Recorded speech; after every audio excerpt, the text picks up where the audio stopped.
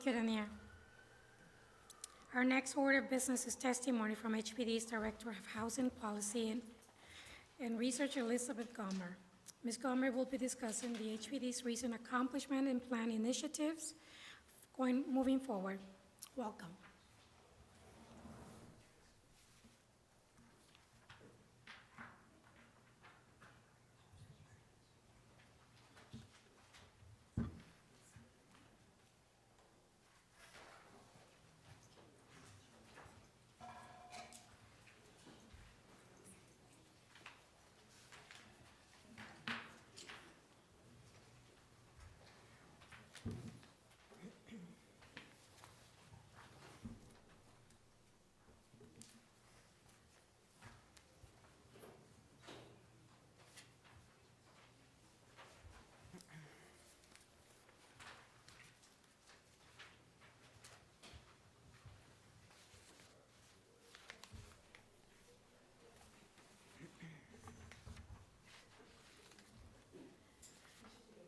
I know, I was going to ask for an extra cup. I may need it. It's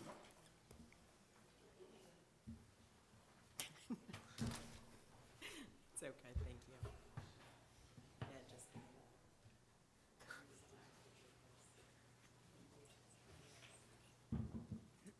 We ready? Okay. Good morning, members of the Rhine Guidelines Board. I'm Elyzabeth Gaumer.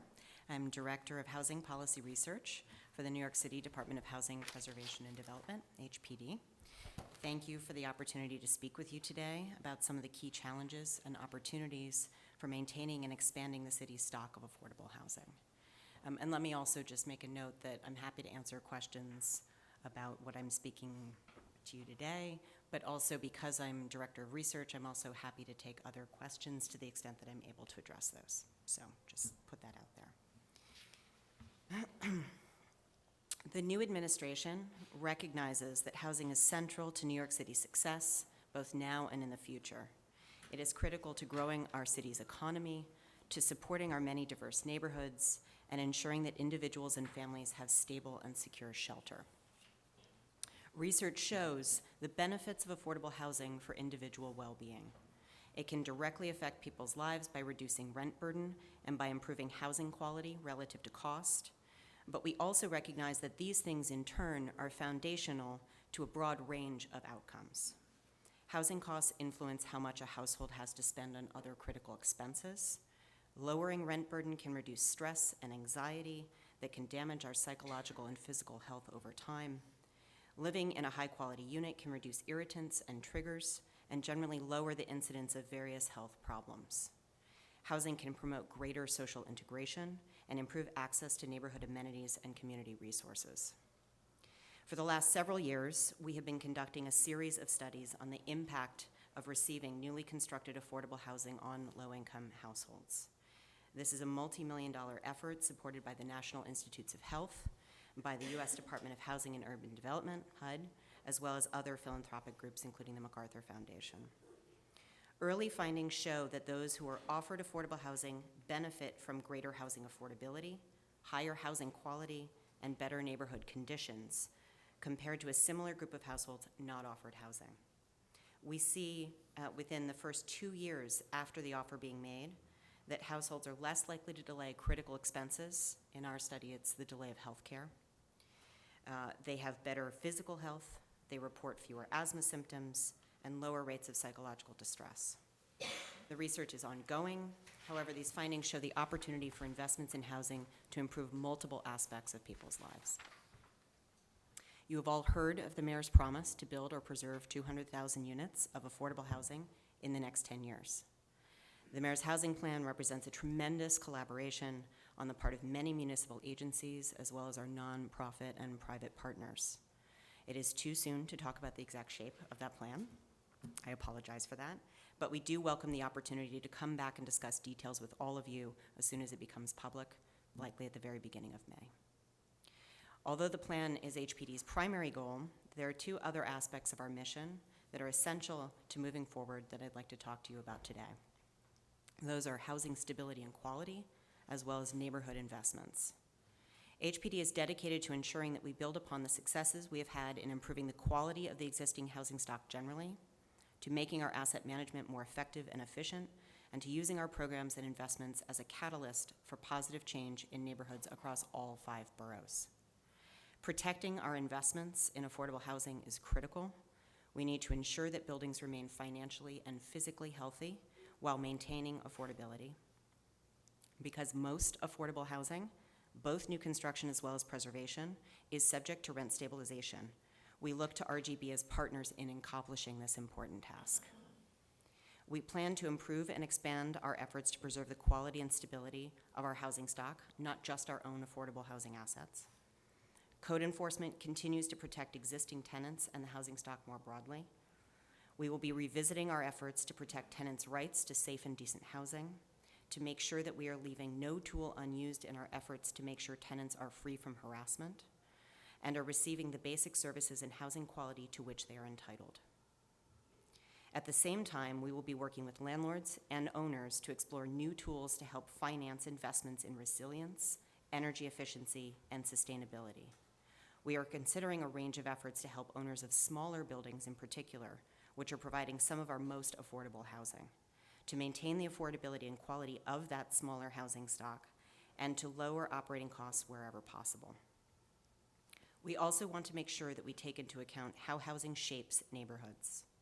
Good housing is the key to stabilizing neighborhoods, but our investments in housing have to be better coordinated with economic development, infrastructure, parks, schools, and services, and they have to be proactive and strategic, not reactive. We already know that good quality and stable housing can have a transformative impact on both the individual households and the neighborhood as a whole, and we want to leverage future investments in affordable housing to support the city's many and diverse neighborhoods. The city's population is currently 8.4 million and growing steadily. The New York City Department of City Planning predicts that the population will surpass 9 million residents by 2040.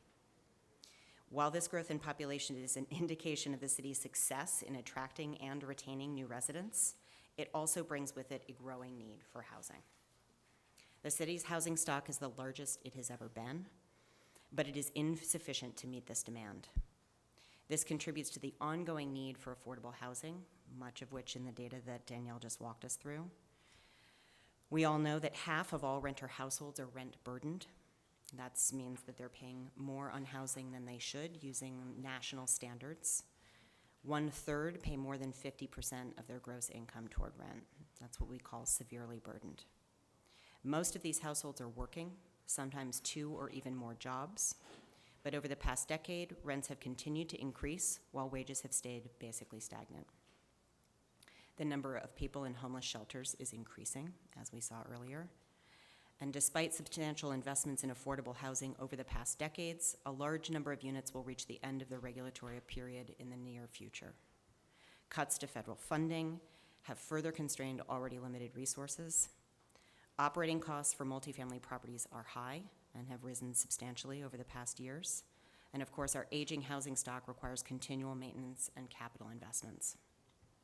We are committed to the overarching mission of providing and protecting affordable housing to meet the needs of New Yorkers and in support of neighborhoods. The work that this board does is essential to achieving this aim. A large portion of the current rent-stabilized stock has at some point participated in a city program. We know that these programs have added to the rent-stabilized stock through tax incentive programs such as J51 and 421A, but affordable housing programs also contribute to the stock, either adding newly stabilized units or ensuring that existing units remain rent regulated. This includes early investments through Mayor Koch's housing plan and more recent projects financed as part of the new housing marketplace plan. The majority of these units rely on annual increases set by this board, and many subsidized units transition to rent stabilization after the formal end of subsidy period. Many city policies further intersect with rent stabilization. For example, in properties where the owner receives both a J51 benefit and a major capital improvement increase, an MCI increase from HCR for the same work, the rent increase to tenants is offset by half the value of the abatement. It's a lot of words. If there are questions, I'm happy to walk through an example of that. Understanding the intersection of these policies, all of these policies, is essential, and we will continue to develop and implement a more coordinated approach. We recognize the value of the rent-stabilized stock, and we will continue to work with our partners to strengthen it. We understand the inherent challenge that owners face in covering operating expenses while investing in their properties for their future, as well as the need for tenants to find and retain quality housing that is affordable to them. Thank you for this opportunity to speak with you today. I'm happy to answer any questions that you may have.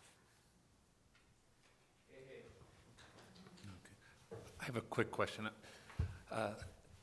When does the clock stop on the new, on the Bloomberg plan, and when does it start with the de Blasio plan? That's a very good question. I do not know. The new housing marketplace plan has already started more than 160,000 units. It is technically, I think, was designed to be through FY14, which of course will run through June 30th of 2015. I'm sorry, 2014. But of course, the current plan, the mayor's new plan, is in the works. It's very far along, and we anticipate that details will be released in early May. And if you wouldn't mind walking me through the J51 benefit and its relationship to tenants, Sure. please. Thank you. And for those of you who don't know the ins and outs of J51, let me just explain briefly that program in and of itself. It is not only tied to rent-stabilized properties that were stabilized prior to J51.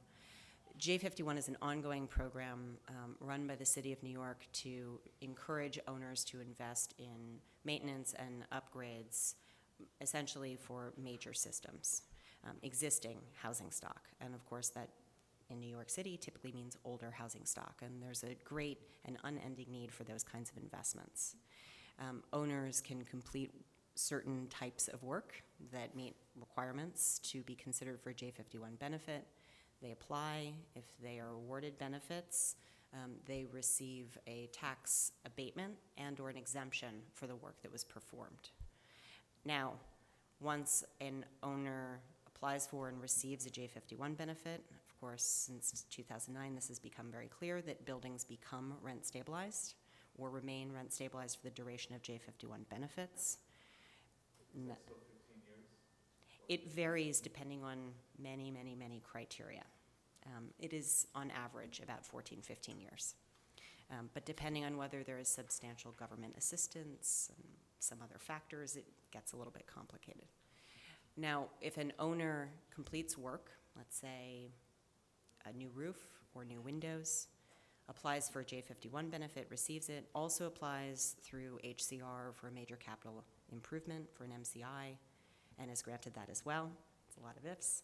But if there's this kind of overlap in applying to both state and city programs, then what actually happens is that half of the value of the J51 abatement, so whatever that abatement would be that goes to the owner, period, is actually passed along as a decrease to the MCI that otherwise would go onto rent-stabilized tenants.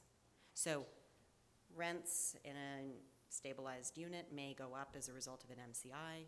It's amortized over 84 months. That rent increase will be offset by half of the value of the abatement, so that the J51 benefits go to both owners and tenants, and then it's shared. Does that help? Good. Just on that question, does HPD contractually require owners to register their buildings as rent stabilized when they get J51? Because there's a long history of owners, whether the Roberts decision changed people's approach to that, owners have not. And I'm wondering if there's something HPD does to ensure that owners register at HCR these units as rent stabilized, excluding the co-ops who obviously aren't subject to rent stabilization, even if they have rent stabilized units in their buildings. Sure. I can't speak specifically to J51, but I can say generally that HPD does, in some cases, require registration actually at the time of application for benefits. And that's, of course, part of what our asset management team does, is to track all of the participating buildings and owners in our various programs to meet all of the regulatory requirements. Can you track them after the application process is completed, like the 13th year, to see if they're actually registering, like the Well, so this is where tax programs becomes a little more complicated. I mean, it's the city, right? There are many agencies that handle even a single program. J51 is a good example. Property owners come to HPD to apply for J51 benefits, and we certify or sort of approve them. But then actually the benefits and the program itself is administered by the Department of Finance, right? So they handle all of those out years and potentially beyond. That said, I mean, earlier there was discussion about HCR data on stabilized units relative to housing and vacancy survey or HVS data, and we know that not all owners register their stabilized units every year. And that's what explains that disconnect whereby the HVS estimates about 100,000 more stabilized units than are registered in a given year with HCR. It would just be great to know if you could go back and find out whether HPD contractually requires owners to register those units when they get J51 benefits. Sure, I'm happy to follow up with be all of great. the paperwork to see actually what's in the regulatory agreements. That would be great. Thank you, Ms. Gaumer, for coming to speak to us today. I have 3 questions.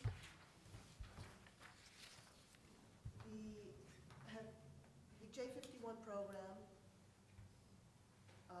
was affected in 2009 by the Roberts decision. Have you seen a decrease or an increase in applications for benefits since 2009? Well, let me add to that also the J51 was expired for a period of time and recently reformed when it was extended. So there have been many changes, not only Roberts to J51, that may have impacted utilization rates. We have seen over time, not just 2009 to the present, but over a much broader period of time, lower utilization rates as defined by number of applications. So fewer new properties showing up to apply for benefits over time. That's been a relatively steady decrease. However, when we look at the total number of units that are part of those applications, that has remained pretty constant. The median size of buildings applying has remained relatively constant, as has the number of units. So what that signals to us is that actually there's a difference in the type of properties that are receiving benefits or applying for them over time. And of course, let me also say that the cost of J51 over time has continued to increase, regardless of sort of the population entering the program in a given period of time. My other question relates to your comments about how HPD is working with landlords and owners to explore new tools to help finance investments in resilience, energy efficiency, and sustainability. Can you be more specific how the new administration is working with landlords and owners and what new tools are being offered? I cannot talk about details. Okay. I appreciate that question. Again, we're happy to come back and talk in a lot of detail about all of these various initiatives soon. But as you may know, HPD for many years has worked to try to develop various tools to support current owners and the building stock in every possible aspect. That's not just affordable housing, but also private housing. Smaller buildings have very specific challenges, obviously, and that we have a lot of different kinds of programs that help either provide low-cost loans for doing rehabilitation work, for giving other kinds of grants in exchange for affordability that maybe actually is just to keep the existing population of tenants in a given building, and so on and so forth. So we have a history of trying to address many different types of challenges that owners face, and I anticipate that those will just be broadened and deepened. Right, that was under the prior administration. Mm-hmm. I guess that also you can't respond to the second part of your statement regarding the range of efforts to help owners of smaller buildings. You can't provide any specifics. Unfortunately, I can't. I really wish I could. Okay. Thank you. To Liz's defense, we invited HPD in February, hoping this would be out, but we're a couple weeks early. So, but you're welcome to come back May 29th. So we'll talk Super. about that. Elizabeth, I'm just curious, how many units are in the J51 and the 421A program citywide? You know, that's a number I should be able to just roll off the tip of my tongue, but I don't want to misspeak, so I'm happy to get you those detailed numbers. We actually, yeah, we can get And those you have numbers. them also as part Yeah, of this we the have them, but supply. we also track the numbers that go in our next, in our housing supply report, so you can see the numbers that go in, and there's historical data along with those. But we can also, we could get the total number that are currently, And that's specific to the rent-stabilized housing stock or just overall housing stock? well, as Liz said, that to get that benefit, Oh, you have to be, right? right. And, but Is 421A also, is that the case? Yes. Okay. a large majority of them were stabilized when they applied for J51, simply because there are so many stabilized units. So, but it's over, at any one time, it's certainly over 300,000 units that are involved. I'll get the specific number, but It is a very large it's a portion of the large stock. number, yeah. On the 421A number, it would be interesting to know the units in 421A, not just the number of units, but the rent levels on those units too, because especially some new construction with 421A, the rents could be, I don't know, even the Quite affordable high. could be at 80% or higher of AMI, and the under rent stabilized units are much higher. So it'd be great to know what that number is separately from the J51 number. Sure, and I mean, that's a very important point, I think, to make. 421A, all maybe tax incentive programs are fairly complicated. But 421A, of course, depending on the location of the project and some other criteria, some portion of the units are actually mandated to be affordable, right, and actually have income limit restrictions on them. However, all of the units in a 421A project would be subject to rent stabilization after completion. And of course, the non-affordable units in some, not all, but some of those projects would actually be very high relative to other rent-stabilized units. And so the more that we have rent-stabilized properties that enter the actual program and become subject to RSL through these kinds of tax programs, it actually makes some of the rental data that we were talking about earlier a little bit more complicated to interpret when we're doing it on aggregate. So, yeah, so it would be nice to know how many there are in the program now, and kind of what's coming down the pipeline on 421A and what's phasing out of 421A, because if there's a lot more coming in that skews the numbers, but if there's more coming out, that skews it in a different way. We'll do our best. Our change to the rent stabilized housing stock report tracks the 421s going in and out, and then we historically put that there. And the rent levels for them too? Rent levels, that report has what the initial ones going to 421A, we have a rent level there. But DHCR may have spoke to the median rent levels for 421As for all the stock. I'd have to go back and look, but we certainly give that number for those who are new 421As. We give the rent level there. And so we know how many units are 421As that are currently in the million rent-stabilized units? We'd have to, I would think that it's probably in the same place the J51s are. I'll take a look. Yeah, we could separate those out, would be nice. Yeah, to I mean, know. we can, Register with DHCR, so that would be part of the registration. right, which we have, and historically we have that going back in that report, so you can look at the appendices and see that. But the total number at any one time that's in I think also that's tracked by Department of Finance, because clearly they're the ones giving the abatement, right? So hopefully Finance has those numbers. But they come out with a report every year with the J51. I think the 421As are in there as well, so we'll take a look. It is. They break out both programs as Both, well as yeah. some of the others. But yes, to the point of sort of the current stock and what portion are 421A and or J51, I guess, or J51, that certainly HCR data could use, sort of take that pie and cut it up in those ways. Thank you. Sure. Thank you, Ms. Gaumer. Is there any additional board business or discussions? I did have one or two items I'd like to raise. One is that we now have a preliminary vote scheduled for May 5th. I know it's set up for 5:30 in the evening, and I raised at the last meeting the idea of trying to push it back slightly just to make it more accessible for people who are working. It is our preliminary vote, and later in the evening, especially for working people who want to come, I would encourage us to at least shift that back to later in the evening. I think for people who work, I know when I work, since I work, I don't get to meetings at night till 6:30, So if I was at a work day and I wanted to go to an evening meeting, 6:30 seems like a good time. It's a slight shift back, but allows it to make it more accessible to the public. And I'm wondering if we can just, even though we don't have a chair still, we have the date set. I'm wondering if we can shift the time back. I wonder whether we should even have a preliminary vote without a chair. Well, hopefully we'll have a chair before the preliminary vote, since I'm not sure we can have a vote without a chair. Well, why don't we let the chair, if you assume that there will be one before the preliminary vote, make that determination? Because we're telling the public what time to come. So we're talking to the public, it's less than a month away. We're assuming it's going to happen. The public should know what time to get there. For landlords and tenants who have the desire to be there, they should know whether it's at 5:30, 6:30. You can't, if the chair's, and we're back here in 2 weeks, and then the chair is here, that's really not a lot of time to make that decision for people to get the information. There's a million people. To get that information out to people, it'd be better if we're making the decision to make it now.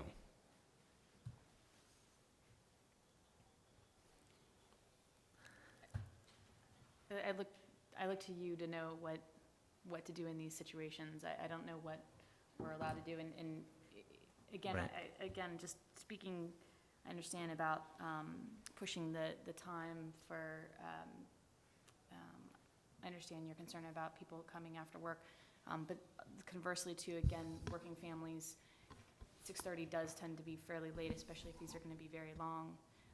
So in accommodating childcare and all those good things, maybe it's we're evaluating 5:30, 6:30, if you guys don't mind adding that as an additional variable in the mix. But I don't know what the protocol is in determining those things without a chair. Right.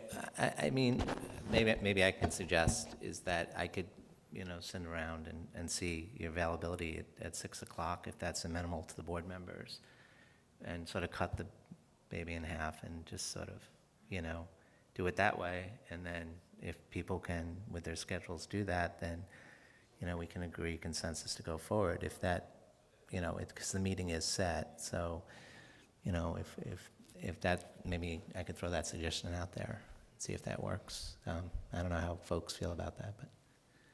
We don't normally vote on these issues, do we? No, we don't. But again, if it's the consensus that want to move it a half an hour, maybe we could just do that as a consensus too, because the meeting is set already and it is out there, so. May I was attacked by my microphone. And procedurally, it seems to me that it is set, it has been noticed. We can, were there a quorum, it could be opened, it could go into recess and then reconvene at 6 o'clock. There is a way around it. Right. Right. I would prefer 6 than 5:30, just so to make it more accessible for people. And Sarah, I totally get your issue. I have 2 kids. I know what life's like. In some ways, we're gluttons for punishment since we volunteered for these positions. But we have the responsibility for owners and tenants who didn't volunteer to be here. And so I kind of feel like the more available we are to them, the better it is for the public. Well, and I'm not just speaking just for my own benefit. Yeah. I'm speaking also on just, again, working families, both tenant and owner alike. You're either taking from the work day or you're taking from the family day. So I personally like the 6 o'clock because that's a reasonable time to get from work as a working person, but also with the hope that we can accommodate our family life on the back end. So I'm not speaking just for what's convenient for me. I would not be that brazen. Right. And I'm okay with 6 o'clock too. I mean, I feel like it's a fair compromise that it's not too early, but it's not too late either. I'm fine with 6 o'clock. Can we just, sort of get some clarity here and just move forward from this? I mean, I think at 6 o'clock seems reasonable. If we want to defer to the chair, although we do, in fact, have a chair, if the motion was accepted for a temporary chair. I don't know if this isn't. Actually, she's. No, To this. Yeah, I don't know. My recommendation, not motion, is to accept the 6 o'clock and make it Okay. public. I think that we have a very fine temporary presiding officer, but we cannot really vote on anything because there is no chair. It seems to be clear that we have made public that people do not object to a 6 o'clock time. don't think we can, it would be my opinion that we should not and cannot go further than that, and with any luck, we'll have a chair shortly. So just so I'm clear, Carol, you think we can't publicly put out a 6 o'clock time, even though we publicly put out a 5:30 time? That was done already. Without a chair, though, right? I'm unfamiliar with the mechanics of how that was done. But as I said, we're on the record as saying, We sort of here, go by public, prior years' practices until we have some leadership on this. And so I don't see any reason why we should veer from that practice until we have some guidance. As long as I'm fine with Carol's approach, as long as there's a conversation in the room saying we all feel like 6 o'clock's fine. Obviously, the chair will decide with the understanding that, you're trying to make it accessible for as many people to come to hear our votes because it's going to affect their lives, either an owner or a tenant. That's fine with me. He's looking at me. It sounds like, I suggest that if I can, to be proactive about it, I can send around, make sure, get a consensus of 6 o'clock, and with a chair in place, that we're knowing that that's a consensus. When the chair comes, I'll certainly say 6 o'clock is what the board feels should be changed.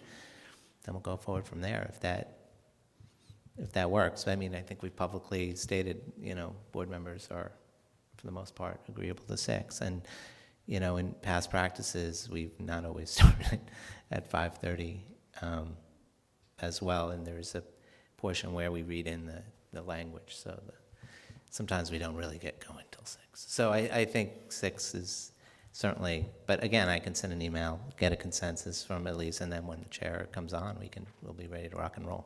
Does that sound good? That's great, Andrew, and that would apply to figuring out when where we're doing public hearings as well. I mean, we raised the issue of trying to be out there in the boroughs that affect us. It sounds like your position is we should be waiting for the chair, but we can, in theory, move this conversation, like get locations, get dates where we could potentially do public hearings, where we could then, so we would have this, like the chair gets in place next week, we can then lock it down so we can start notifying the public about these upcoming hearings. Right. Again, in the same vein, I would be certainly fine with putting forward, sending out and saying, being proactive again because of public hearings and how his time is going by, and see, arrange schedules for things work and put dates and locations and stuff for the board members to review. Again, and then they're in place. So, if amenable to that, I could certainly go forward and do that, so we have a sense of what to expect going forward. I might add that the administration is in favor of doing, more than one hearing, certainly, they said, and that they're, to do to do hearings outside of the borough of Manhattan as well in the evening, so that is their feeling. So, to be proactive to that because of constraints of finding locations and stuff, I just, to get the information to the board members and start to coordinate is my offer, or maybe a way to start to be proactive about that. So that would be a vote by email, chairs in place? Yeah, like just the email schedule was done, or- yeah, and, okay. To that schedule, was initially done in a very similar vein. Okay. And I want to stress that the importance of, I understand we don't have a chair, and obviously I'm completely new to all of this, but I think that, we want to make sure that it's accessible and that landlords and tenants alike know that the dates are coming and which dates are more convenient to them. So 6 o'clock is a great compromise, because if you work in the Bronx, you could just go to the Bronx one whenever that day is. And hopefully that will accommodate different ranges of people, so. It's really, I feel like it's important to make sure that we get the dates out as soon as possible, as soon as the chair is in place, so that we can really get this moving, because, changing the time and date, a week or two before a public hearing, I think it's not enough time. Changing the time for the public hearings, where people are having the opportunity to testify Right. over a period of hours, I don't see any reason to delay the start of that, because you can still testify even if you don't get there right at 5:30. Right. Or at 5. I mean, we keep I the don't think damn it's a doors time of open that, as yeah. long as it takes to hear Right. everybody speak. So If you sign up, you get to testify. everybody Yes. gets their chance to speak at those things. Right. So my view would be, let's start early, and so we can have some hope of getting done before, 10 or 11 o'clock at night. Yeah, I totally agree with that, David. I think that's a really good point. We could start at 5, and we leave people's ability to sign up to testify till 7 or whatever. Yeah. And whoever, as long as it takes, And just, Andrew, just to be clear, for all of us, I mean, it's my understanding that what the mayor said was he wanted a public hearing in at least 4 boroughs. That's what I've heard him say personally. So just for all our sense of our timing, you're saying from mid-June until the final vote at the end of June, that's when we're going to have these hearings? Yeah, as I emailed before to, again, trying to be a little proactive, is the dates that we're probably looking at are between June 12th and June 24th. So if you could please, and looking for evening, Monday through Thursday, So- and when avoiding you the say evening, weekends. You mean like 4 evenings? We're talking about multiple evenings during that? It would be multiple evenings, yeah. During that And, period. I mean, and I think that, You may not get 100% attendance. Right. But- How many members do you need? for a quorum, 5. Okay. So, we can go ahead with the public hearing as long as there's 5. I just think So, that's a little bit excessive. That's my personal opinion, knowing, having, been at these meetings for hours and hours and hearing people talking about things that actually we do not have much jurisdiction over. And, I mean, again, those are issues for the chair, really. I mean, for the board to decide whether we're going to have 4 meetings as opposed to 2 meetings, or 1 meeting, public meeting, I mean, I don't think see we're that that's deciding. being I don't believe that that's our role. I don't think that that's something that we should engage in. I don't think that you have unanimity. Certainly, I do not support that. And again, it's a function of, it's what the chair is supposed to decide and has always decided. So I would voice, objection to having multiple public meetings without a chair having been designated to make those decisions. I don't think that we're deciding. I think your suggestion is to have dates available, to know if people are available, and if the chair comes in place and says, we're gonna do 3 out of the 4, whatever that is, that we would have that conversation, the chair would make that decision, not necessarily us. But to have the conversation that we would be available and amenable to do this, it's, I think, the conversation we're having right now. To maximize participation by the board members at those meetings. Yes. I think this is something that's beginning to get a little bit circular, and in view of Andrew's offer and in view of that, I'd like to make the motion to adjourn this meeting. Second. Thank you.